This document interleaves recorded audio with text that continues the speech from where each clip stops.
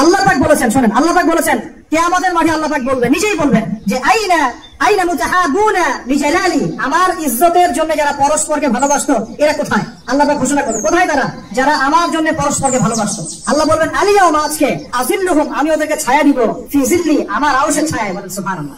ইয়াউমা লা জিল্লা ইল্লা জিল্লি, যেদিন আমার এই আরশের ছায়া ছাড়া অন্য কোনো ছায়া থাকবে না। মানে কিয়ামতের মাঠে আল্লাহর আরশের ছায়া পাবে কারা? যারা পরস্পরকে আল্লাহর জন্য ভালোবাসতো। আলহামদুলিল্লাহ। এই যে আমরা এখানে আছি, আমরা কি একে অপরকে আল্লাহর জন্য ভালোবাসি না?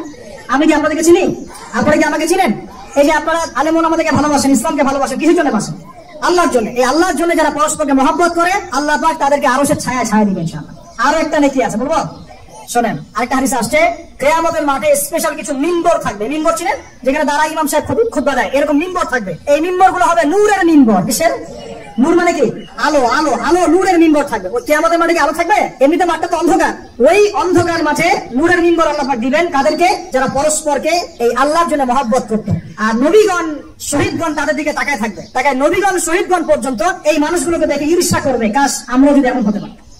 চিন্তা করেন, আল্লাহর জন্য পরস্পর মহব্বতকারীদেরকে আল্লাহ পাক এমন সম্মান দিবেন যেটা দেখে নবীগণ পর্যন্ত ঈর্ষা করতে থাকে। তাহলে আমরা কি আল্লাহর জন্য পরস্পরকে মহব্বত করতে পারি কিনা? এটা হলো 9 নাম্বার, আল্লাহর জন্যই ঘৃণা করতে হবে। আল্লাহর জন্য ঘৃণা কেমন?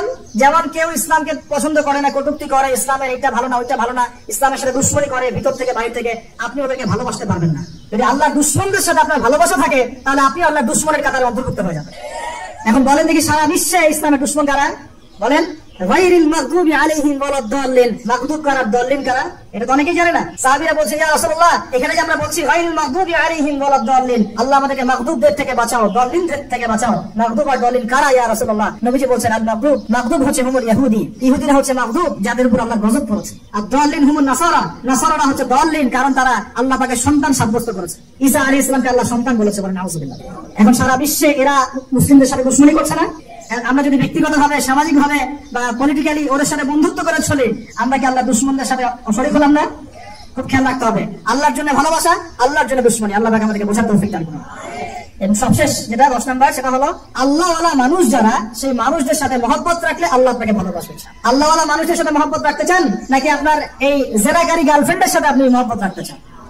আল্লাহ পাক আমাদের সবাইকে আল্লাহওয়ালা মানুষদেরকে ভালোবাসার তৌফিক দান করুন এবং তাদের সহবতে থাকার তৌফিক দান করুন।